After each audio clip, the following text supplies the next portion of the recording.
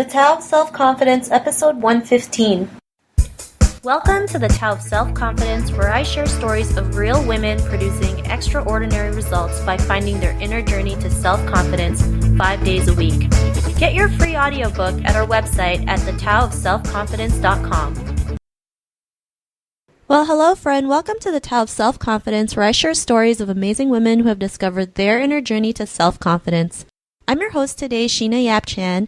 And today we have a lady that's all the way from Florida. She's an entrepreneur, a phenomenal mom. I've met her once in Miami a couple years back. She's one of the sweetest, women I've ever met. So without further ado, I'm going to introduce you to Roxy Morris. Roxy, how are you today? Maybe you can fill in a little bit about yourself to our listeners.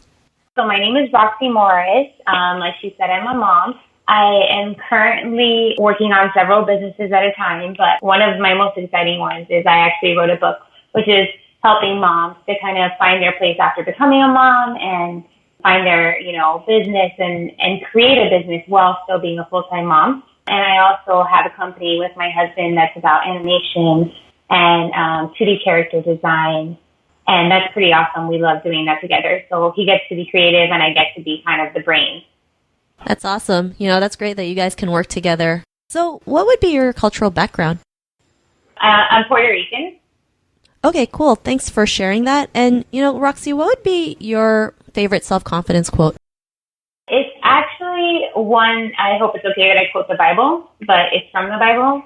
It says that we're God's handiwork, or some of the translations say that we're his masterpiece, created to do things that he prepared for us to do in advance.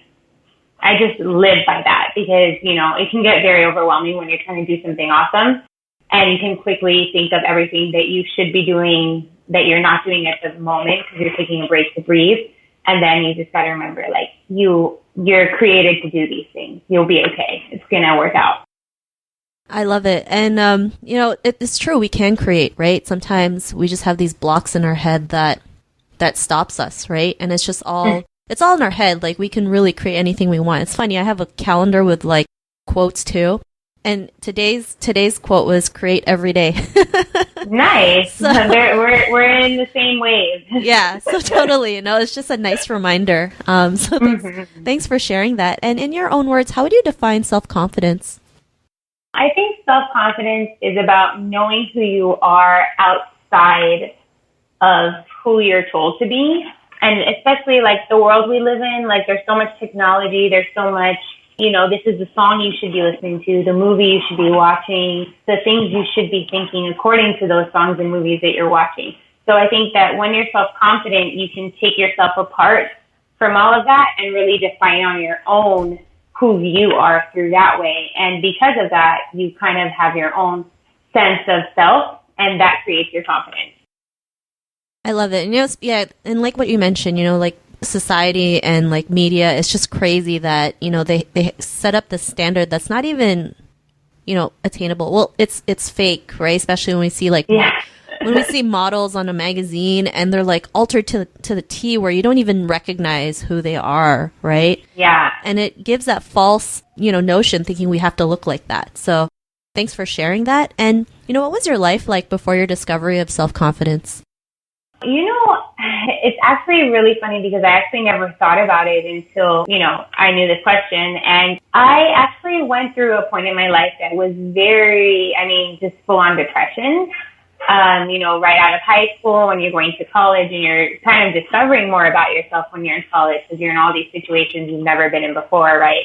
And I remember getting really, really depressed. And, I gained 30 pounds in a year, which is a sign of depression, lots gain weight or weight loss. And I can honestly say I was really sad. I was really overwhelmed. I went through points of severe anxiety even. In one job that I had once, I was working over 60 hours a week. And I had such bad anxiety from my job that it got to the point that I couldn't leave my house. I couldn't walk my dog. Going to the movies freaked me out, or even walking out into the mall freaked me out. So I definitely know what it's like to have no self-confidence. Wow, I didn't even realize you went through all that. When I met you, you were so, you just never know, right? Yeah. It's just amazing, like when you hear people's stories and know where they came from and where they are now. So, what was that aha moment in your life when you realized, you don't have to go through this, like you can overcome it and be the person who you really wanted to be? I think one of the key turning points for me was making a huge decision in my life, which actually was to move from California to Florida, because I think that a decision like changing your entire location of everything you're used to and your norm is kind of a big deal. And it was something that I had thought about for about a year before I did it. But when I actually did it, I realized that I was so much stronger than I ever imagined, and that all the things I thought I needed weren't really things I needed at all. And so I was able to discover all the power that I have within myself to, get confident and be doing what I wanted to be doing and not make excuses for why, I wasn't doing them, just going on and full on doing them. Awesome. And it's true, right? When you move to a different area, even if it's just like the next city, it's still a change, right? Because it's something you're not used to, it's unknown to you, and then you start to discover new things, how you adapt to new environments, and it really just helps you be the person that you are today, right? So after that realization, what's your life like now? I mean, it's pretty awesome. Like she was saying, I'm a mom of two, and one of the awesome things is that I get to be with my kids every day. I mean, for so many hours. There are hours where I work, but it's nothing compared to, normal standards. But life today is awesome. Like I said, I'm working on my blog and what I'm doing with my book and all of that. And then I'm also helping my husband in our company in animation.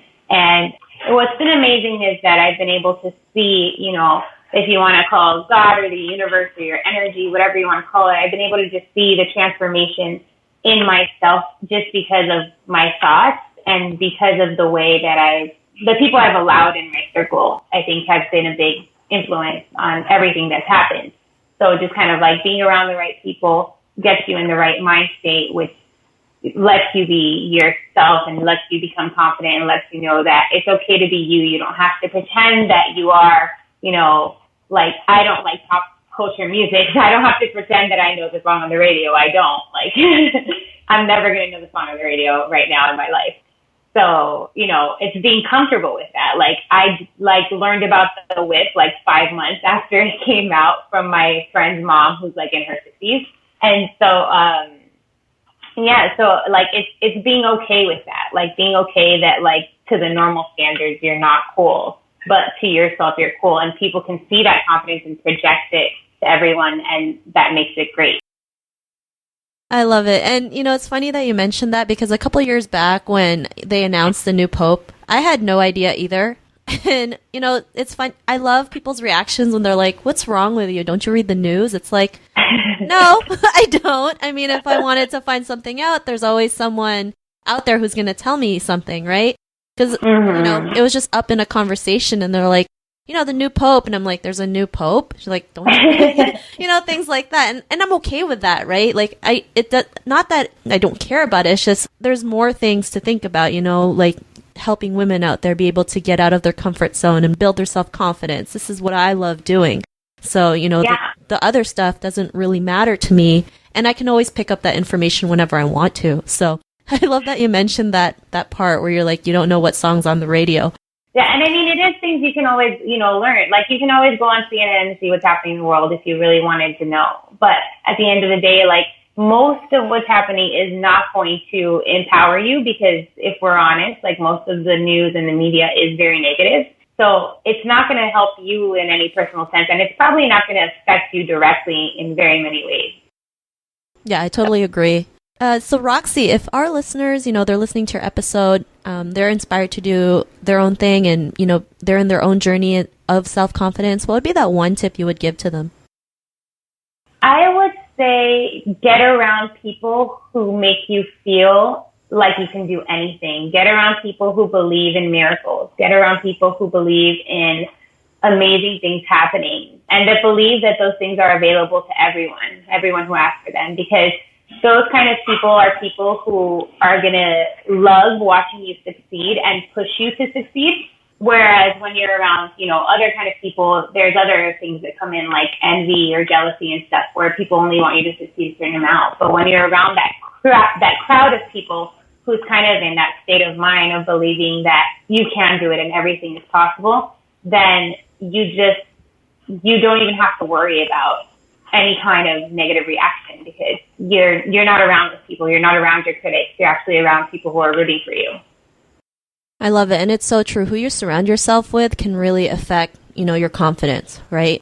Yeah, totally. They always say you're the average of the 5 people you surround yourself with. So it's really critical that who you surround yourself with is important so that it can help you in your journey. So thanks for sharing that. And Roxy, if our listeners want to get to know a little bit more of what you do, or just you in general, is there any links or social media profiles we can connect with? For sure. I'm on Facebook. I'm on Instagram as Roxy_Cordero Morris. And Facebook is Roxy Morris. And then I have my website, which is roxymorris.com. And then there you can find out about what I'm doing as far as my book and my blog and all of that. And then my husband and I, our animation studio is called VMLMorris.com. And Morris is Morris. Awesome. Well, thanks for sharing that. And to our listeners, if you want to connect with Roxy, you can also head on over to thetaoofselfconfidence.com and search for Roxy's name. Her show notes will pop up along with everything else we talked about. And I really want to thank Roxy for, taking the time to share her story with us. So thank you so much. Thank you. Thank you for having me. This is awesome. Of course. And to our listeners, be on the lookout for another new episode of another amazing woman's journey to self-confidence. And we'll catch you later. Bye for now. Thank you for joining us at the Tao of Self-Confidence. Head over to thetaoofselfconfidence.com for full recaps of every show, our amazing blog articles and resources, and just plain fun. Your inner journey to self-confidence awaits, so start today.